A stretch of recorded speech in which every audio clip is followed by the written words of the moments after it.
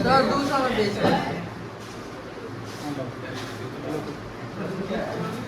लो ना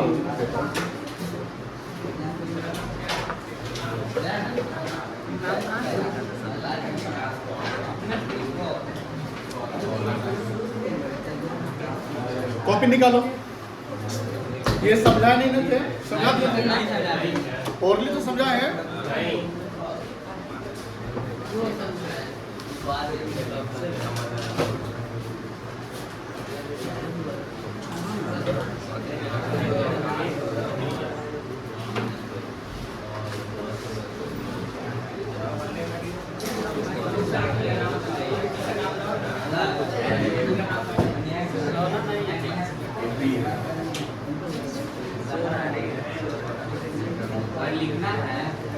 लिखे नहीं हो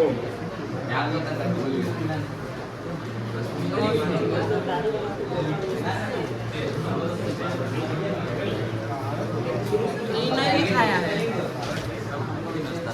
ये लिखना है।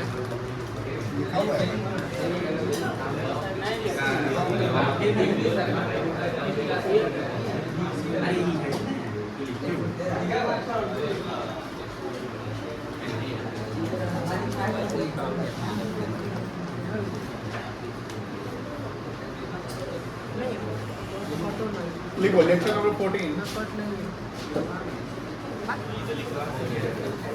तो दिन खत्म हो गया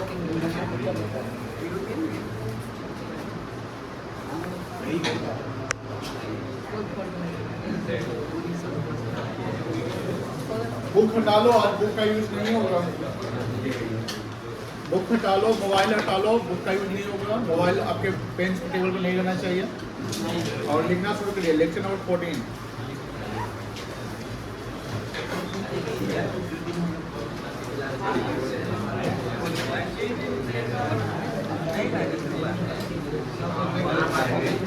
जिम ना कुछ बोले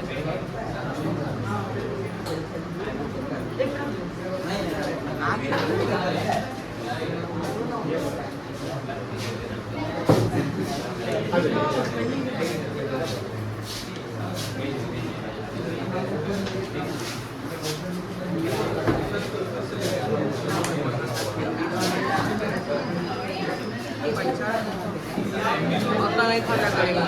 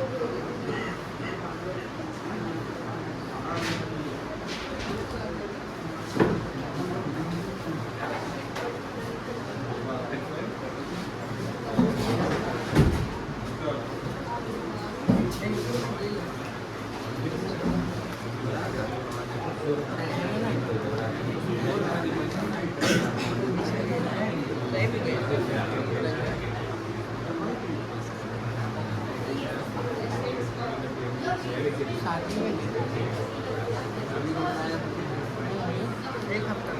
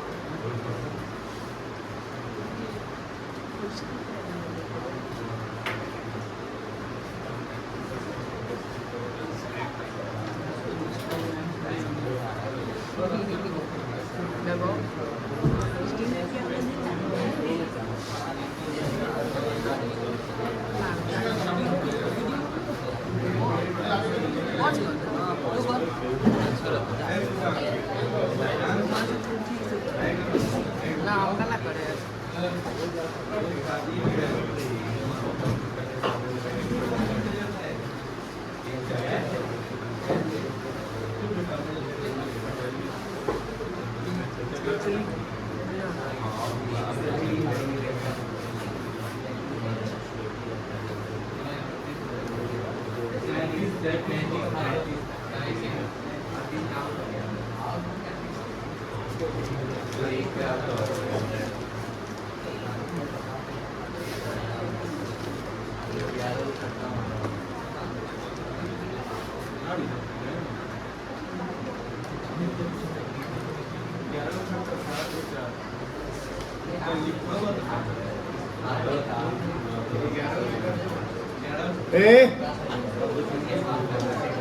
यार तुम कितना क्वेश्चन सही बनाते हो इस पे फोकस करो ना।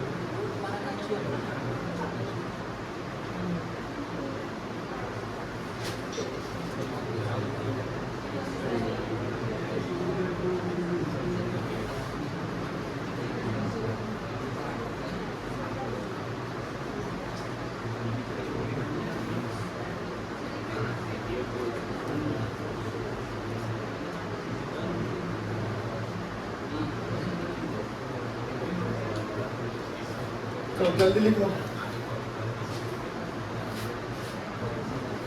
ध्यान से देखना। लेक्चर 13 से शुरू हुआ था एक topic, revaluation of assets and reassessment of liabilities. अब इस टॉपिक को ध्यान से सुनोगे, काफी इंपॉर्टेंट है। इस कॉन्सेप्ट को आगे भी यूज किया जाएगा, बट इस कॉन्सेप्ट से पहले हमने क्या क्या पढ़ लिया है। तो न्यू रेशियो निकालना सीखा, गेनिंग एंड सेक्रीफाइसिंग रेशियो निकालना सीखा, जिसका ये फॉर्मूला बन रहा है। फॉर्मूला को लोग बनाए थे, प्रूव किए थे, कोई याद करने की ज़रूरत नहीं है, आपको कॉन्सेप्ट समझने की ज़रूरत है। सबसे इम्पॉर्टेंट जो मतलब कि पार्टनरशिप, मैं पार्टनरशिप जब यूज करूँगा तो उसमें आपका admission, change in PSR, retirement, death, यहाँ तक जो है इस रेशियो का यूज होना है। डिजोल्यूशन में एक ही रेशियो रहेगा क्योंकि फॉर्म बंद होने वाला रहता है, तो उसमें गेनिंग सेक्रीफाइसिंग निकालने की जरूरत नहीं है। बट ये रेशियो को कॉन्सेप्ट्स में मतलब प्रॉपर इस रेशियो का कॉन्सेप्ट क्लियर होना चाहिए। क्वेश्चन में आपको ये समझना चाहिए कि रेशियो में क्या बोल रहा है, मतलब ओल्ड है कि न्यू है, यहाँ पर कोई सेक्रीफाइस कौन कर रहा है, ऑफ का मतलब क्या है, फ्रॉम का मतलब क्या है। आप लोग इस टॉपिक पे और भी क्वेश्चन प्रैक्टिस करते रहिएगा खुद से, ठीक है ना। कभी भी हम 5-7 सवाल आपको दे सकते हैं इस पे बनाने के लिए। जब ये टॉपिक हम लोग पढ़ लेते हैं, रेशियो पे कमांड कर लेते हैं, तो हम लोग आगे के टॉपिक पे चलते हैं। और आगे का टॉपिक रहता है अकाउंटिंग ट्रीटमेंट ऑफ गुडविल। उस गुडविल में आप क्या देखते हैं?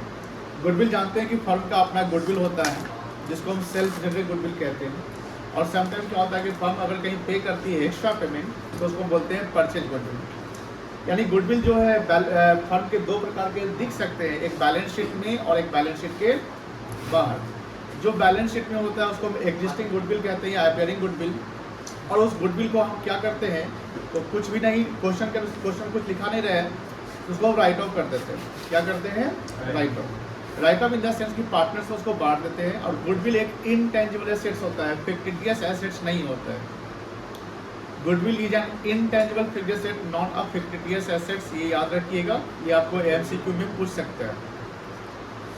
दूसरी बात कि एक गुडविल जो बैलेंस शीट के बाहर होता है जिसको हम सेल्फ जनरेटेड गुडविल कहते हैं, यानी परचेज फर्म जो प्रॉफिट बनाती है प्रीसीडिंग ईयर में उससे गुडविल क्रिएट किया जाता है। और जब फर्म का रिकॉन्स्टिट्यूशन होता है, फर्म का रिकॉन्स्टिट्यूशन किसी इवेंट पे होता है, इवेंट मतलब रेशियो का चेंज होना, आगे इवेंट हो सकता है कि डेथ किसी का होना, एडमिशन होना, रिटायरमेंट होना, तो उस समय हम फर्म का रिकॉन्स्टिट्यूशन करते हैं, सब कुछ एडजस्ट करते हैं, उसमें गुडविल को भी एडजस्टमेंट किया जाता है जो गुडविल हमने खुद से क्रिएट किया है।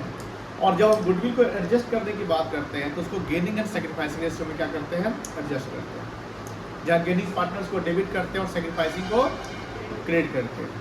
ये हमने सीखा था गुडविल के बारे में। उसके बाद हमने सीखा था कि जो रिजर्व एंड सरप्लस या कोई डेफर्ड रेवेन्यू एक्सपेंडिचर जिसको फिक्टिटियस एसेट्स कहते हैं जो बैलेंस शीट में मौजूद होते हैं, हमने देखा था कि बैलेंस शीट में लायबिलिटी साइड जो आइटम्स होते हैं उसको बोलते हैं क्रेडिट बैलेंस, जैसे रिजर्व एंड सरप्लस हो गया, जैसे जनरल रिजर्व हो गया, WCR हो गया, PL हो गया, ये सारे आइटम हमारे क्रेडिट बैलेंस होते हैं। इसमें हमने कन्फ्यूजन के लिए कि अगर आपको एक मतलब कि कन्फ्यूजन में दे सकता है, EPF भी दे सकता है और IFF दे सकता है, यानी investment fluctuation fund, workman compensation fund and employees provident fund. तो आप लास्ट वर्ड फंड तीनों में देख रहे हो, बट तीनों का मतलब अलग अलग है। जो IFF यानी इन्वेस्टमेंट फ्लक्चुएशन फंड है या वर्कमैन कॉम्पनसेशन फंड है, वो एक रिजर्व है जिसको क्रिएट किया जाता है उससे रिलेटेड लॉस को एडजस्ट करने के लिए।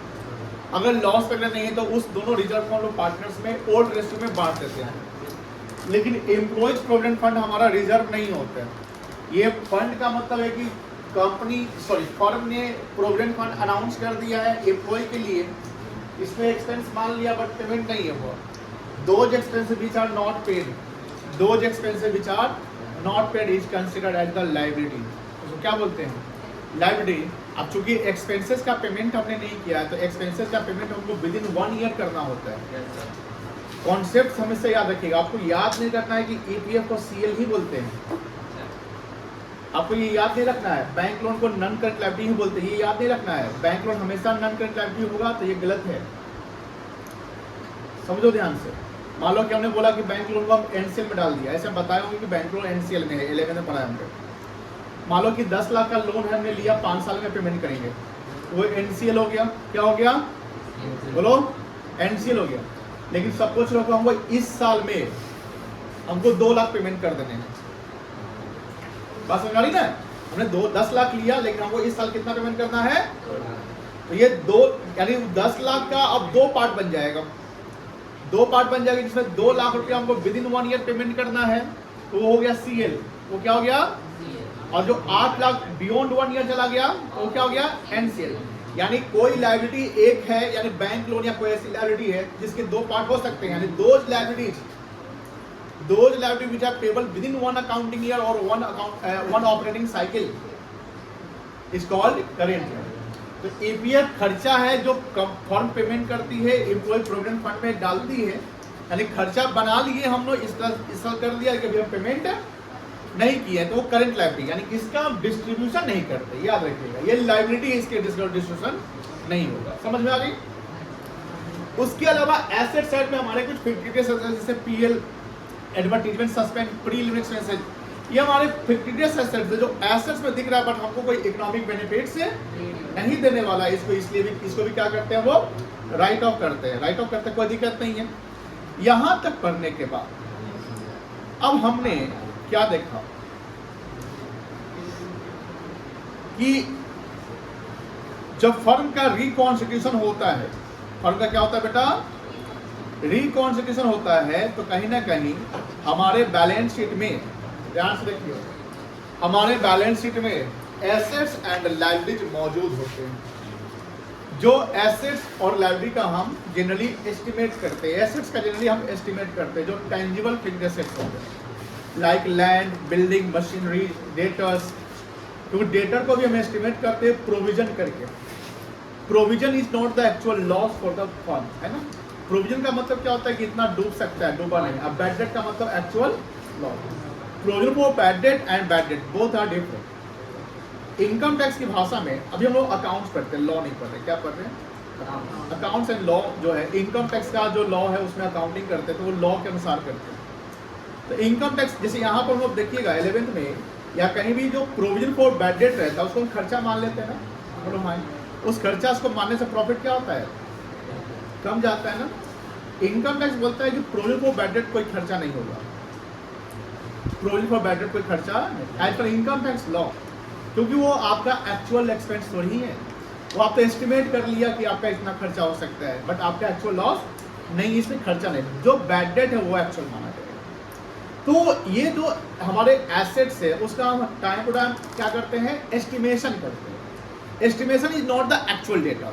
जैसे हम डेप्रिसिएशन मशीन पे चार्ज करते हैं, बिल्डिंग पे चार्ज करते हैं, समटाइम हम लैंड का क्या करते हैं, एप्रिसिएशन करते हैं, प्रोविजन कर देते हैं बैड डेट का, मशीनरी का, फर्नीचर का, तो ये हमारे एस्टिमेटेड वैल्यू होते हैं। लेकिन जब फर्म का रिकॉन्स्टिट्यूशन होता है, फर्म का क्या होता है, तो जो पार्टनर्स होते हैं, एग्जिस्टिंग पार्टनर, वो कहते हैं कि भैया हम लोग क्या करें, क्योंकि आगे जो भी इम्पैक्ट होने वाले वो नए रेशियो से होने वाले हैं, एंड जो चीज़ हमको करना है, यानी जो हमको एसेट्स हमारा जो है और लायबिलिटी है उसका हम रीवैल्यूएशन क्या करते हैं, री मतलब अगेन दोबारा हम वैल्यूएशन कर लेते हैं, और हमारे जो लायबिलिटी है उसका हम रीअसेसमेंट करते हैं। एसेट्स का हम ध्यान रखिएगा, रीवैल्यूएशन करते हैं, एसेट्स का क्या करते हैं, एंड लायबिलिटी क्या करते हैं, रीअसेसमेंट, कोई दिक्कत नहीं है। अब इसी में हमने बताया था कि ये जो लेक्चर तेरा गया था उसमें देखिएगा हाफ लेक्चर जो है ओरल मतलब इसको हम समझाए ही थे, उसके बाद हम लिखना शुरू किए थे, और उस दिन हम ये जो लिखे तो वो नहीं बताए, उसको हम वो देखते हैं। At the time of change in PSR firm is reconstituted. जब रेशियो चेंज होगा तो फर्म क्या होगा, रिकॉन्स्टिट्यूट होगा। अब पार्टनरशिप डिसॉल्व हो जाएगा, जानते हैं पार्टनरशिप क्या होगा,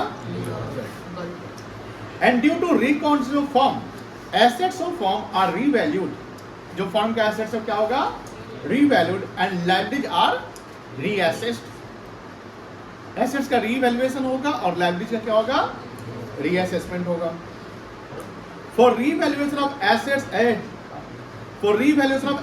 and reassessment of liabilities we have to open a separate nominal account that is called revaluation account, और उसी का दूसरा नाम क्या है, profit and loss adjustment account. Any change in the value of assets and liabilities और expenses on revaluation causes profit और loss to the firm.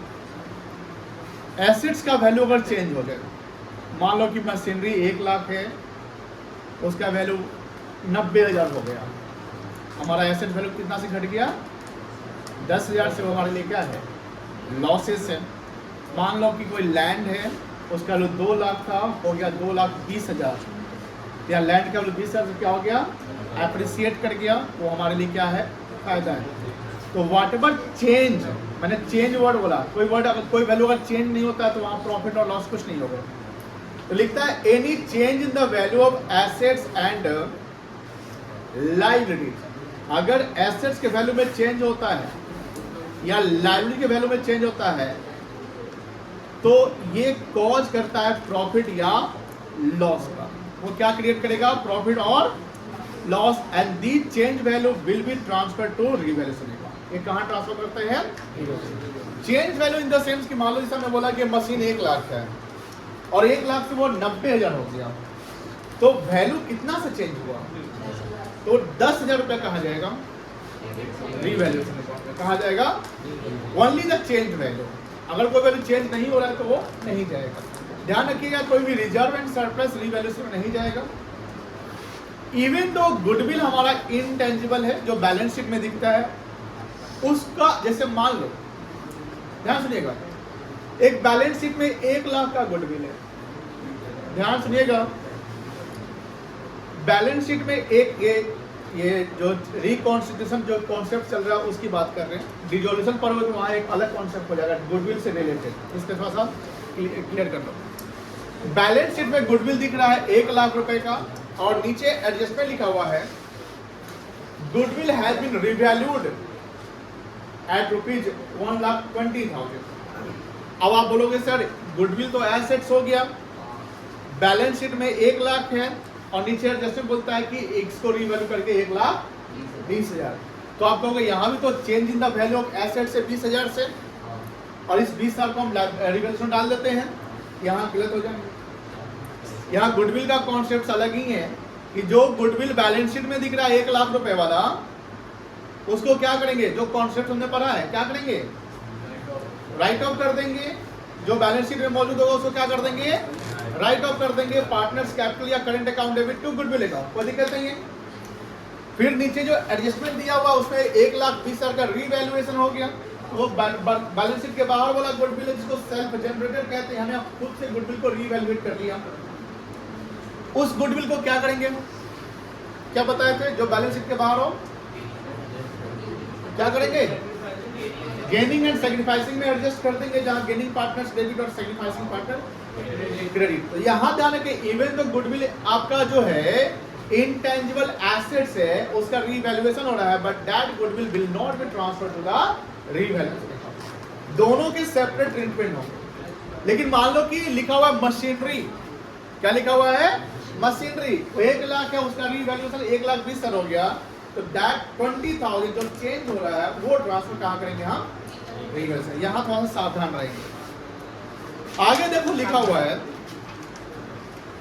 increase in the value of assets and decrease in the value of creates profit to the firm। ये क्या create करेगा, profit. और जब profit है तो एक नॉमिनल अकाउंट खोलेंगे इसके लिए, जिसका नाम क्या है, तो नॉमिनल का रूल है debit all expenses and losses, credit all income and.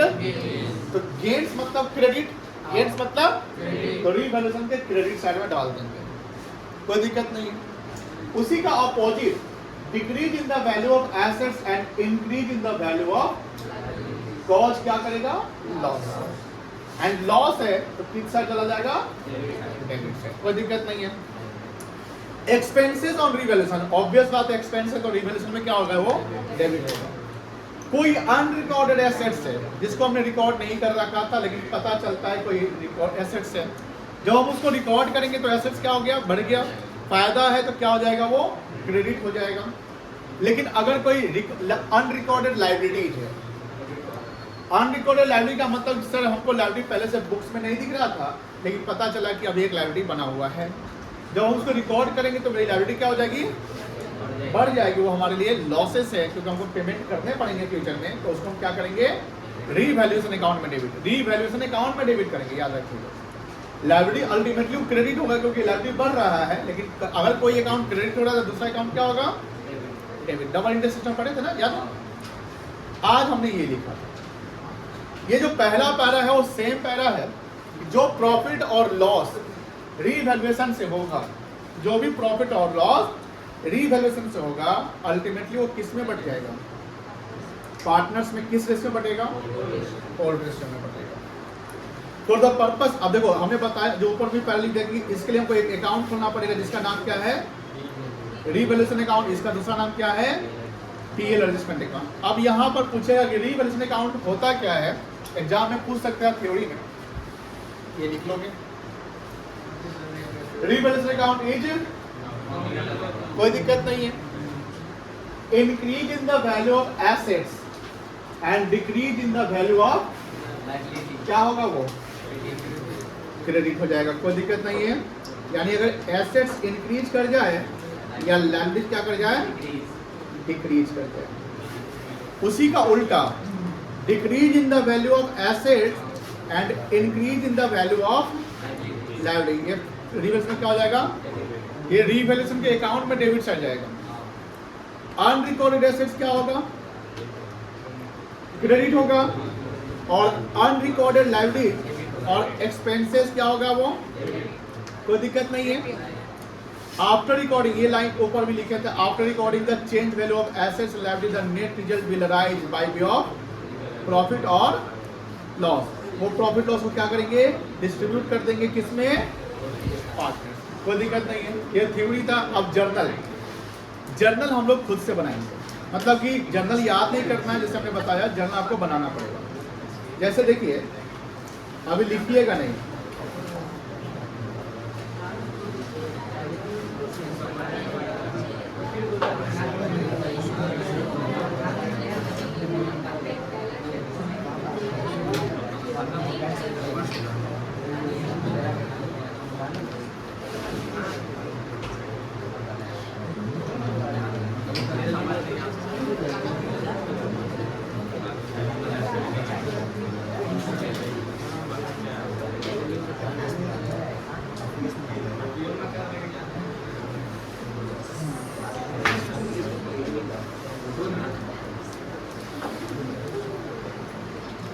रुपए, इसका एंट्री क्या होगा बताओ?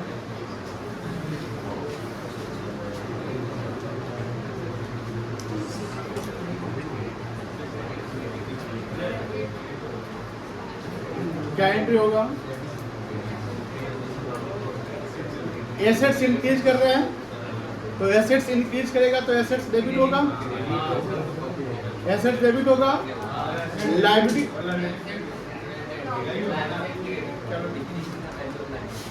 एसेट्स इंक्रीज कर रहा है ना, तो एसेट्स इंक्रीज करेगा तो क्या करेंगे? डेबिट। किसको डेबिट करेंगे? एसेट्स को। लायबिलिटी डिक्रीज कर रहा है तो लायबिलिटी को डेबिट करेंगे, कोई डेबिट तो दूसरा क्रेडिट होगा ना। अरे भाई सुन ले,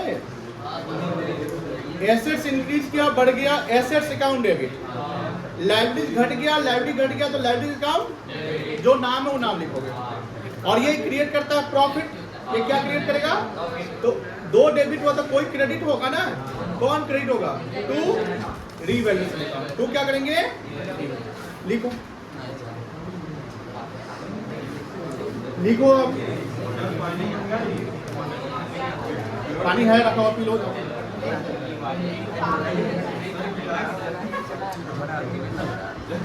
इसका बोतल लो, पियो। प्रॉब्लम नहीं है, प्रॉब्लम से नहीं है।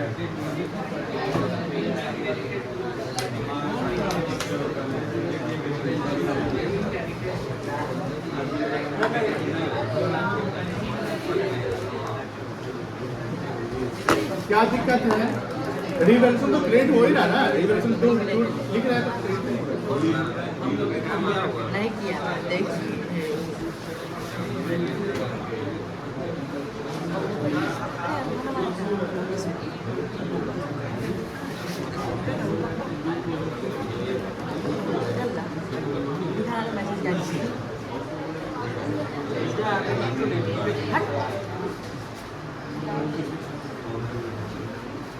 लिख नहीं रहा है ऋषभ, तुम लिख रहा है।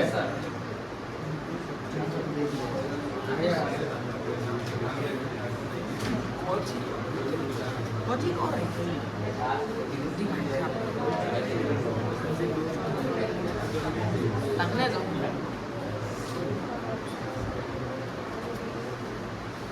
सेकेंड का एंट्री कर सकते हो आप लोग। एंट्री उल्टा हो जाएगा। कर लो।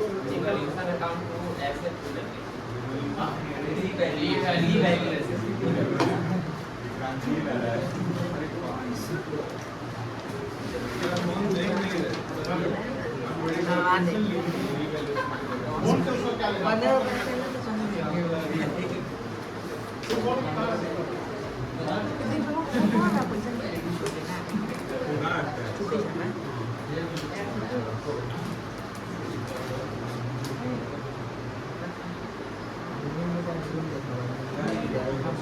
क्या उसमें? फोटो दिखा दो। सर आपको मैसेज दिखा जाएगा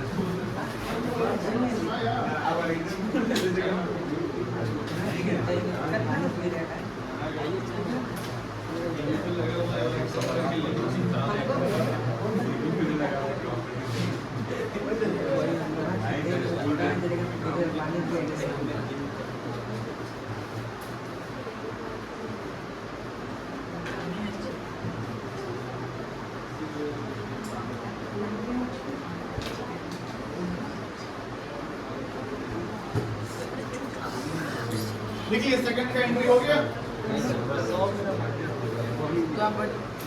क्या एंट्री होगा?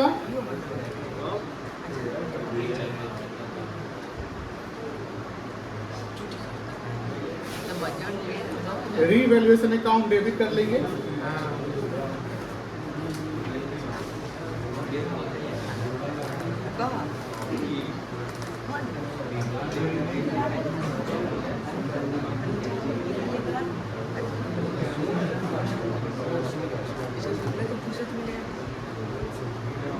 ए बात नहीं।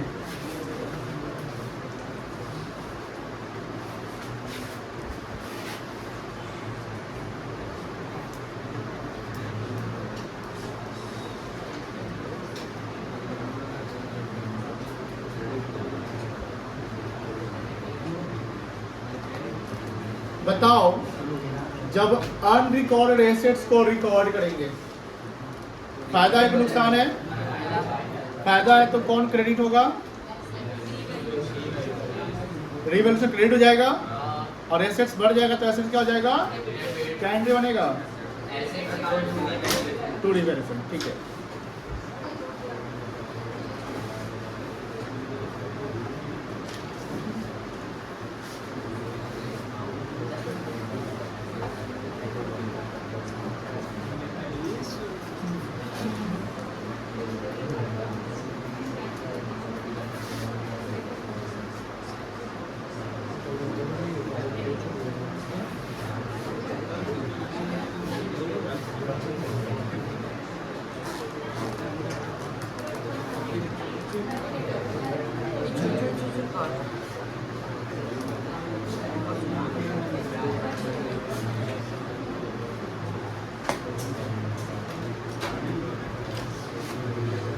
बताओ इसका क्या एंट्री होगा जब अनरिकॉर्डेड लाइबिलिटीज को रिकॉर्ड करेंगे?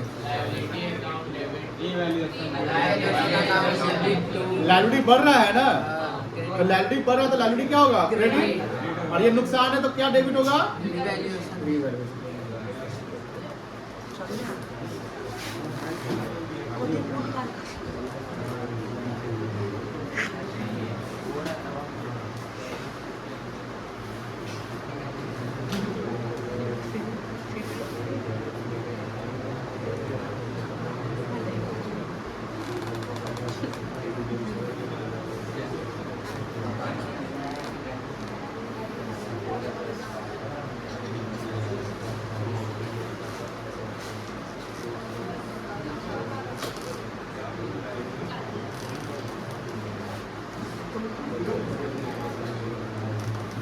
ये एंट्री क्या बनेगा बता सकते हो?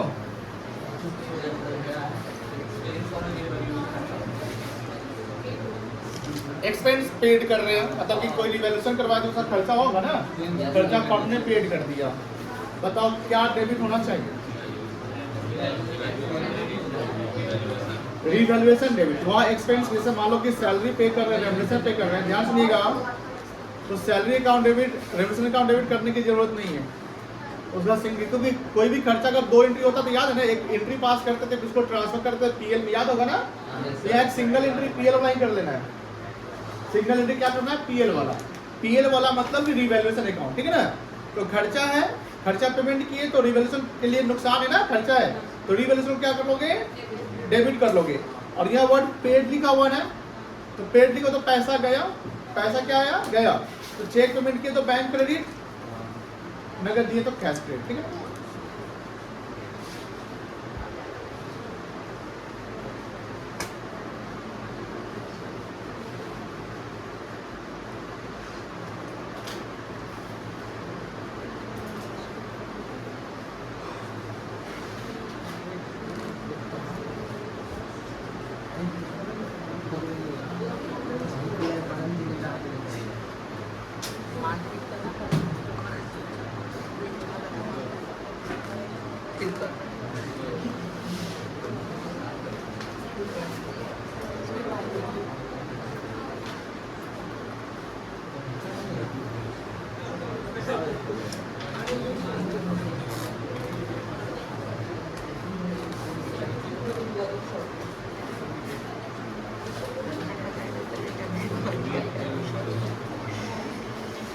ये बता दो,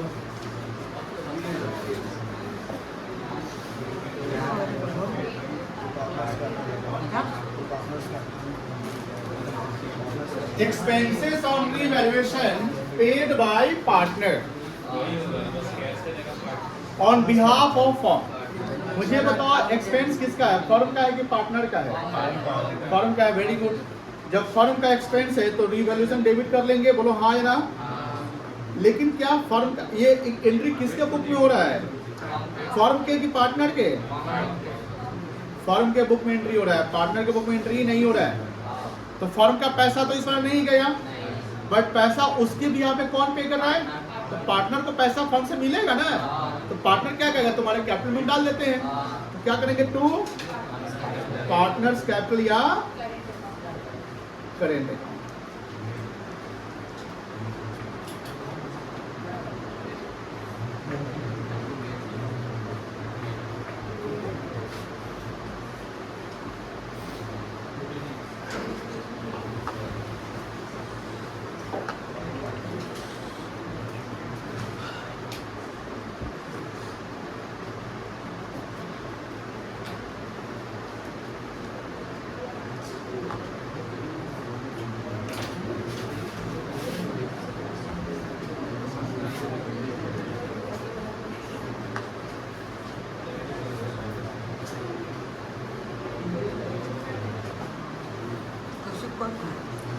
6 तक हो गया, हाँ 6 तक हो गया तो बोलो।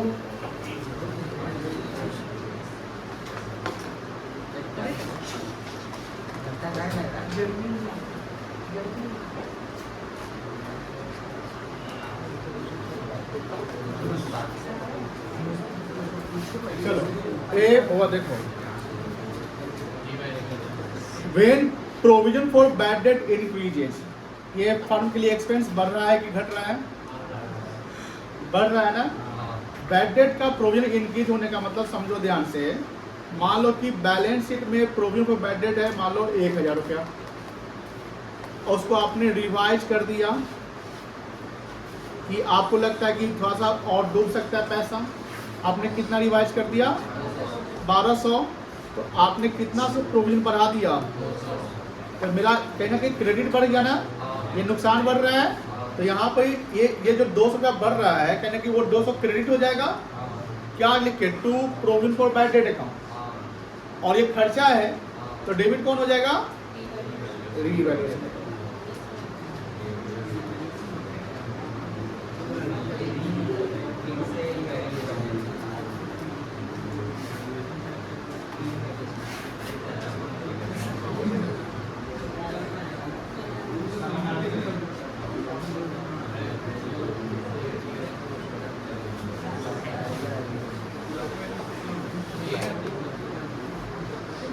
अरे गजब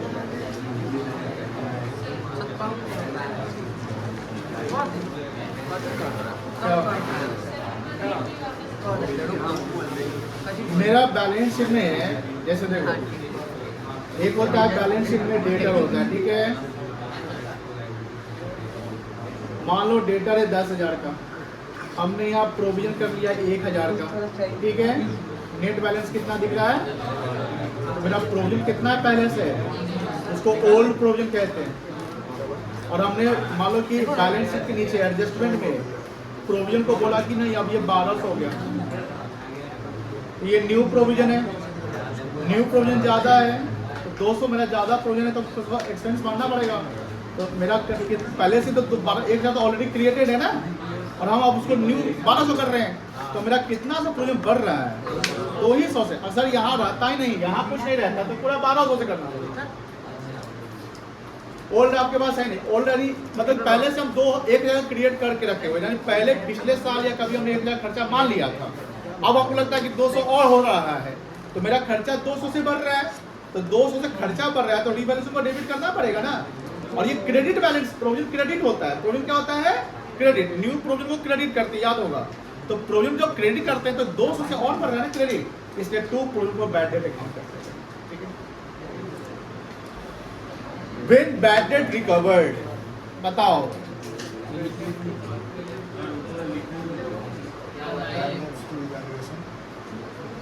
कोई बता सकता है बैड डेट रिकवर्ड इनकम है कि एक्सपेंस है? Income, very good. आप एक एंट्री बताओ, जब बैड डेट रिकवर होगा तो उसका जर्नल एंट्री क्या बनेगा? गलत, आप बोलिए, अभी गलत बोलते हैं आप। बैड डेट रिकवर को डेबिट कैसे कर लेंगे? कैसे काम? पैसा रिकवर का मतलब क्या हो रहा है? पैसा आया, क्या आया? तो कैश क्या होगा? और ये बैड डेट रिकवर इनकम है ना, आपने बोला ना इनकम, आप ही बोल रहे हैं, हम तो नहीं बोल रहे हैं। तो इनकम में तो क्या करेंगे? क्रेडिट करेंगे, तो to bad debt recovered BDR, यही ना करोगे? अब इनकम में तो कहाँ ट्रांसफर करते हैं? PL में, वहाँ PL करते थे, यहाँ क्या करोगे? PL एडजस्टमेंट करोगे ना, तो BDR क्रेडिट है यहाँ पर, तो BDR क्या हो जाएगा? टू रीवैल्यूएशन कर लेंगे, इसका सिंगल एंट्री क्या बनेगा?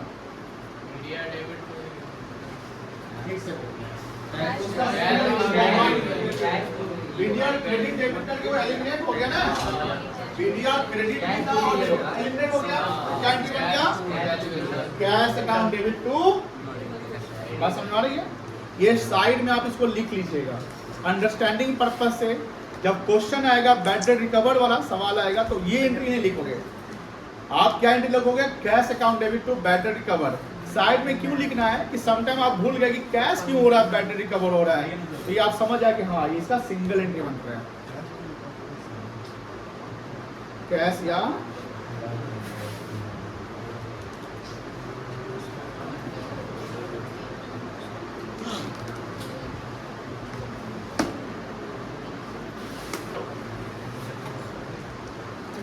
चलो, अब ये सारे एडजस्टमेंट करने के बाद क्या रिजल्ट आएगा? क्या रिजल्ट आएगा? तो रिजल्ट आएगा, नॉर्मल अकाउंट हमेशा रिजल्ट आता है, एंड रिजल्ट।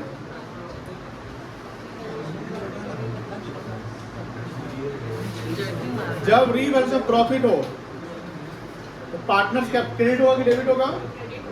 और रीवैल्यूएशन क्या हो जाएगा? डेबिट हो जाएगा। ये कोई ट्रांजैक्शन, देखो ये जो प्रॉफिट आया है, मान लो रीवैल्यूएशन प्रॉफिट आया, ये ट्रांजैक्शन की इवेंट है। इवेंट क्या है बेटा? इवेंट है। तो प्रॉफिट जब आता है तो क्या करते हो? उसका मतलब कि उसको डेबिट करके उसको बराबर करते हैं ना। तो इसका एंट्री क्या हो जाएगा? Revaluation account.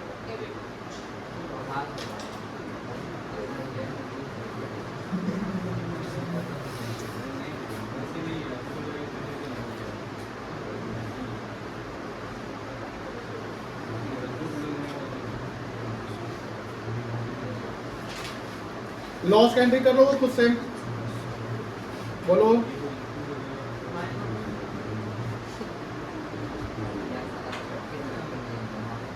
लॉस का एंट्री खुद से कर लो।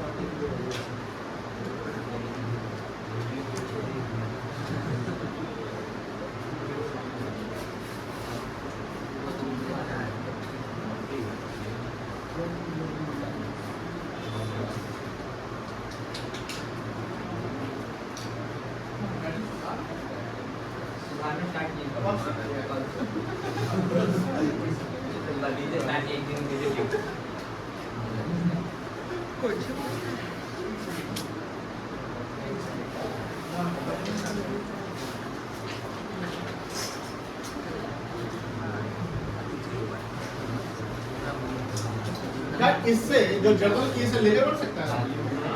रीवैल्यूएशन करना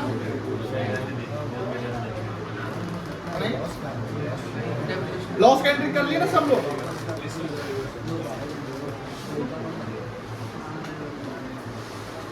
लॉस का एंट्री कर लिए।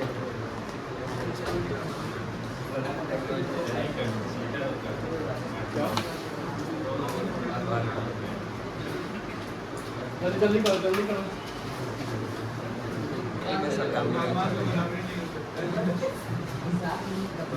तो तीन टेस्ट अब्सेंट किया, उसका जाना नहीं, उससे सवाल जवाब करेंगे तुमसे हम। अभी लिख तो जल्दी, पेन निकालो।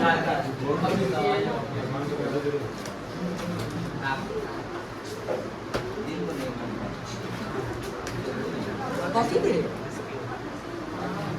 ऑनलाइन।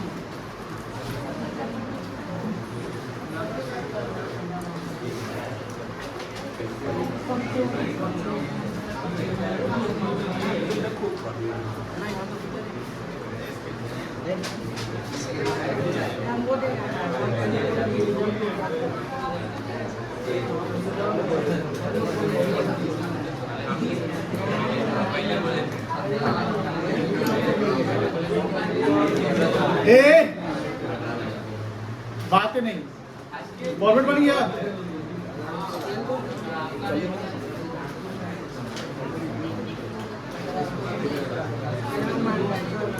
चलो हेडिंग क्या लिखेंगे ऊपर में बता सकते हो?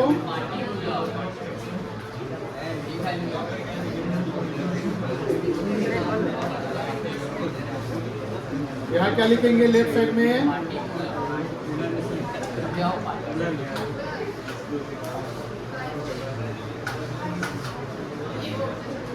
जर्नल से लेजर बनाना सिखाए थे? चलो जर्नल पर बनाया हो, लेजर फिल करो यहाँ पे। नहीं आपको करना पड़ेगा। कैसे सीखोगे? सीखना है।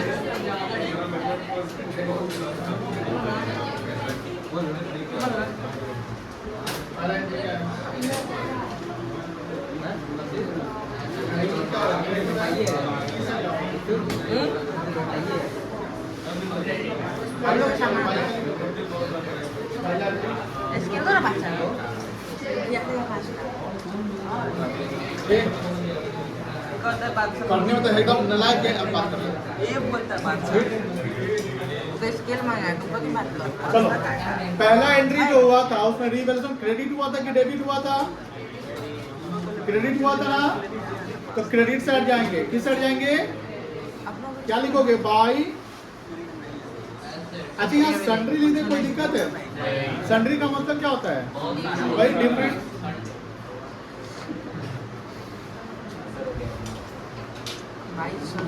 ब्रैकेट में लिख रहा हूँ increase in the value of assets.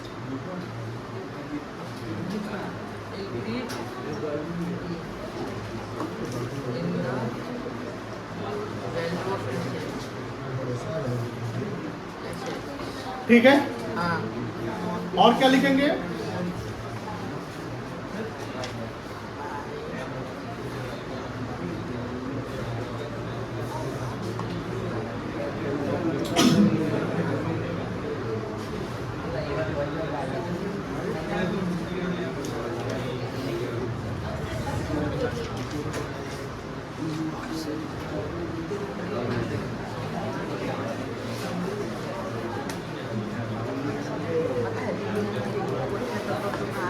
Rishabh,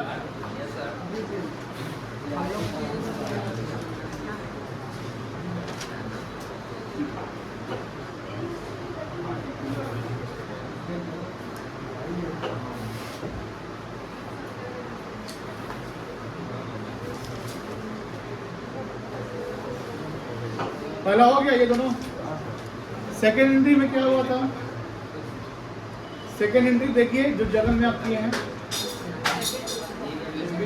revaluation account debit हुआ था, तो रीवैल्यूएशन अकाउंट में डेबिट साइड जाएंगे। किस साइड जाएंगे? Debit side. चलो क्या लिखेंगे?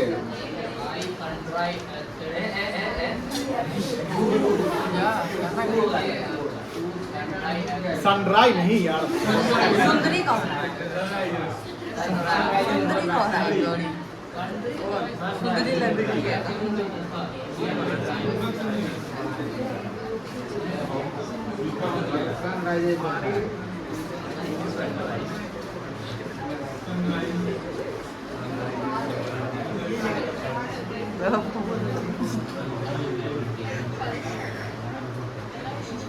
Decrease in the value of asset debit चल जाएगा। छुटवा पैर नोचना है। अब ठीक है।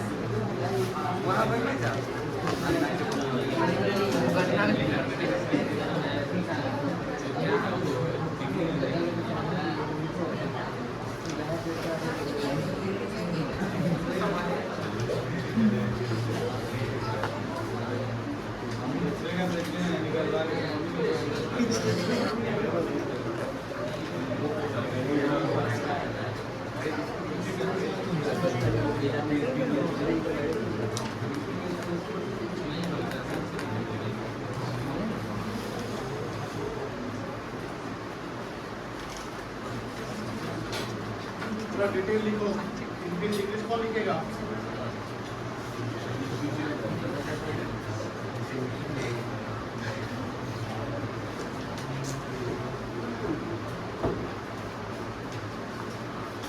ये डिटेल जरूरत नहीं है।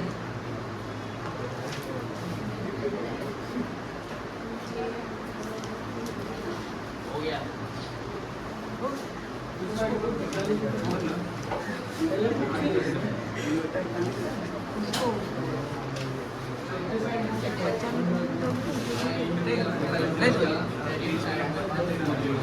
तीसरा एंट्री देखो क्या लिखा हुआ है।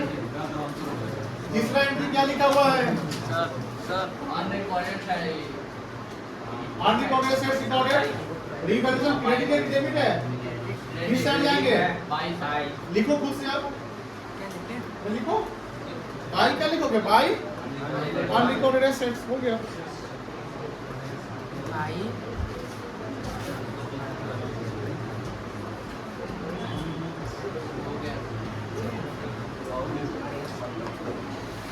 चलो चौथा एंट्री देखो। Yes sir. टू साइड होगा, टू साइड लिखो। Recorded liability.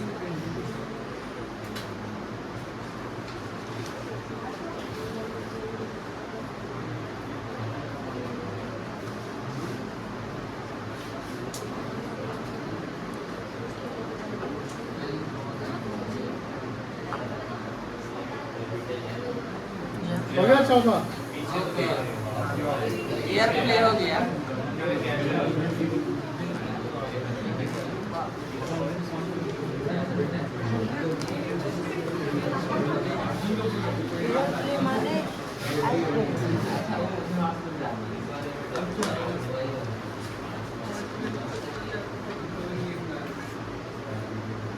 चार हो गया।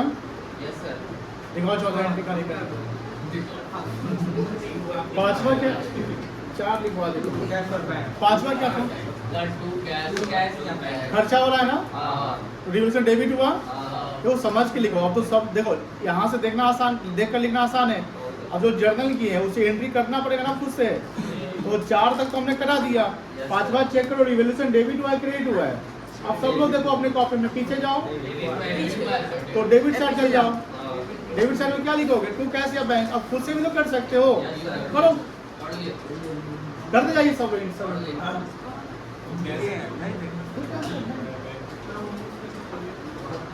आगे बढ़ते जाओ, बढ़ते जाओ।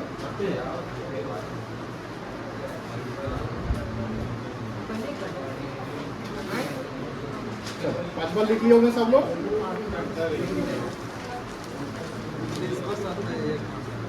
छठा पार्टनर्स हो गया ना, वो भी डेबिट साइड जाएगा।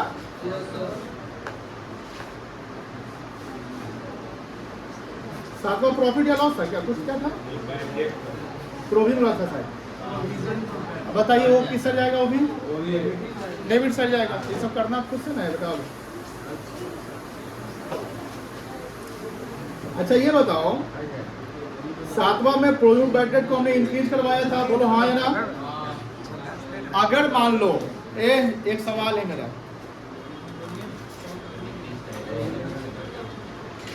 हाँ स्क्रीन पर देखेंगे सब लोग। बुक वैल्यू प्रोविजन का कितना है? रिवाइज वैल्यू कितना है?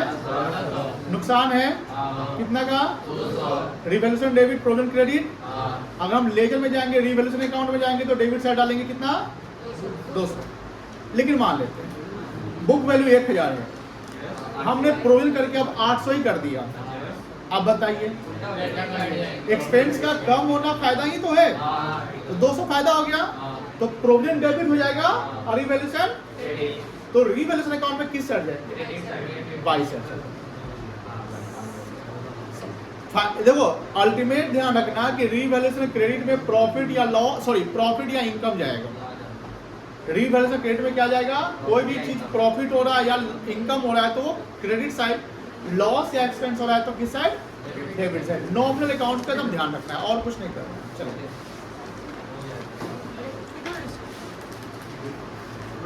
प्रोविजन के बाद क्या था? बैड डेट वाला था ना। अब बताओ फायदा किस साइड जाएगा? बताओ, जब जर्नल चेक करो क्रेडिट साइड जाएगा। क्या लिखेंगे?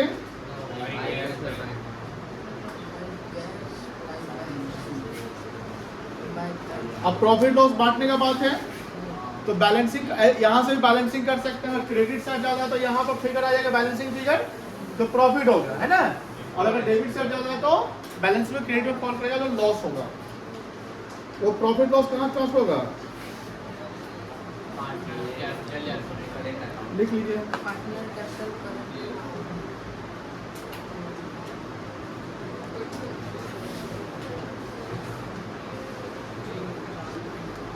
मान लो XYZ है, यहाँ नाम लिख दीजिएगा, उसमें प्रॉफिट बांट दीजिएगा।